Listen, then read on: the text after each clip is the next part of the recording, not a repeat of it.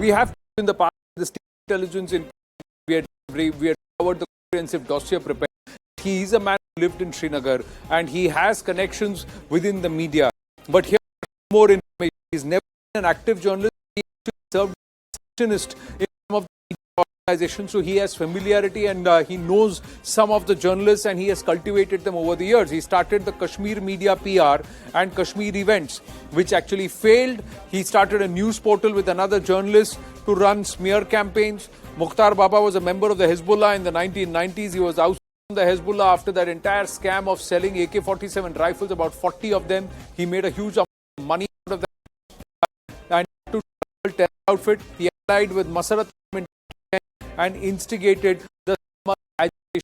This man actually was moved out and planted in Ankara in 2018 when things got hot for him, and that was also done by a deep asset of the ISI, an American national of German origin who was also later deported. General Sivaj, how is this man allowed to continue to operate? Now they're using social media encrypted platforms, and this man Mukhtar Baba is also in touch with Sajjad Mir, Sajjad Gul, beg your pardon, in Pakistan, who is again a Lashkar.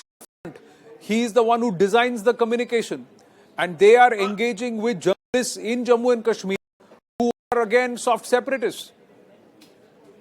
Absolutely. Anand, this is very strange that Mukhtar Baba is operating for last about 10 to 15 years and he's operating with impunity. And the governments have changed. In fact, now the government which is there in Jammu and Kashmir is very strong, and they are going after all these terrorist organizations, hybrid terrorism, as well as all these so-called journalists like Mushtaq Baba. But he is still getting away. Possibly there is a requirement of taking him basically under arrest and trying to put a case against him, because he's the kingpin. He's getting a lot of fund from Turkey as well as from ISI. And he's not a journalist, very rightly said, he's a receptionist.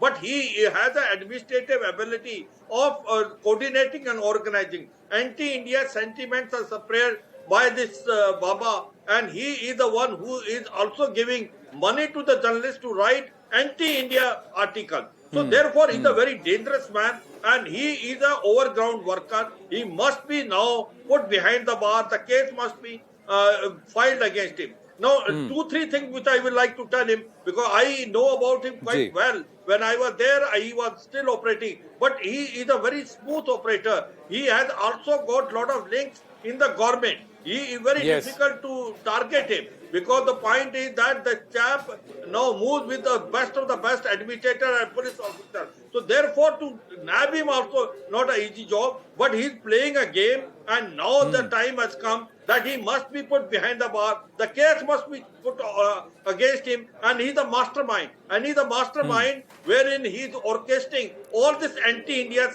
sentiment, and the journalist is coordinating. Anand. Right. Right, and there is also the Turkey angle. The Prime Minister is heading to Turkey on a 2-day visit. He is going to be there, but here is where this entire anti-India propaganda has now been relocated to Turkey. Now, the Turkey connection. Turkey has given shelter to anti-India elements on behalf of the ISI. Turkey has hired many Jammu and Kashmir journalists peddling anti-India hate. Separatist Gilani's daughter runs an anti-India portal from Ankara. Mukhtar Baba is based in Ankara, made over 10 trips to Pakistan from Turkey. Amid the entire economic trouble, Recep Erdogan is creating a Muslim ideological coalition. Qatar is part of the coalition, as Dr. Monica Verma was just saying. And also the fact that Zakir Naik has been invited at the FIFA World Cup. So that brings in Malaysia, which is giving Zakir Naik shelter. So these three nations, along with Pakistan, are trying to form this quartet, which is also trying to break through and wrest control within the OIC. Erdogan raked up Kashmir at the UN in 2019 after the abrogation of Article 370. ISI agents running education institutions in Ankara for anti-India propaganda. Special focus on accepting Kashmiri students to ISI-run institutions in Ankara. So if all of this is happening, shouldn't India take it up diplomatically? Or are there other ways to deal with this? Dr. Monica Verma, has Recep Erdogan being led on a garden path by the ISI? Anandji, out of all these states, whether it is Pakistan or it is Qatar or it's Malaysia or Turkey, I don't think, with the exception of Pakistan, India maintains diplomatic relations and trade relations with all the other countries. Especially, if you talk about Qatar, we import liquefied natural gas from them. We are also trying to attract a lot of money from their sovereign wealth fund.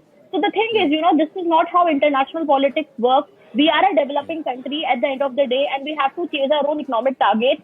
And Turkey, till the time there was no Islamic turn in their politics, it was trying to quote the liberal, sort of a lobby, and it was trying to portray itself as a European Union country. So for all things said, they do have a, economy from which India can benefit, and there are mutual, complementaries between the Turkish economy and Indian economy. So I think we cannot throw the baby with the bath water. What we need to do here is watch out for our interests, something that India has been constantly doing in all its equations these days. Instead of, adopting a very black and white approach, we are trying to see where can we get. So I think that should answer your question.